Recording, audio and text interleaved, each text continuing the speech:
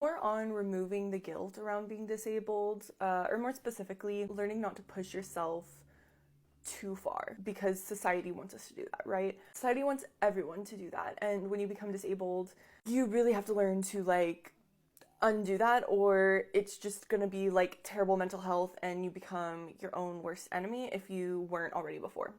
One thing that helps me a lot with guilt is I had an aunt who would always be like, you have no business, and it would be to chastise you for getting into trouble, or let's say if I haven't finished my homework and I'm eating ice cream or something, be like, you have no business eating ice cream if you haven't finished your homework.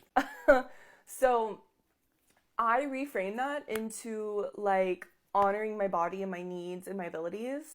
And lately going into stores has been really, really hard for me. But I'm telling myself, you have no business going into stores. You do that and then it's going to waste your entire day. Let's look at delivery options. Let's look at curbside and pickup options. Because walking through a store to find what I need, that's going to be the one big thing that I do all day. I'm not going to be able to do anything else. I have no business cooking a meal that takes 2 pots and a skillet.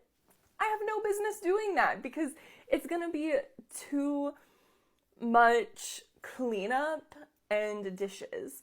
If I'm doing really bad, struggling to even get up to put food in my body, I'm laying in bed hungry, I have no business using a plate that I'm going to have to wash later. I need to be using a paper plate. All of these things depend on what is most accessible and cost effective. Personally, I'm really struggling at that intersection, so I feel anyone else who is too. This is just an example of using that type of math. I have no business doing this thing that's going to fully throw off my day and make it to where I can't do anything else.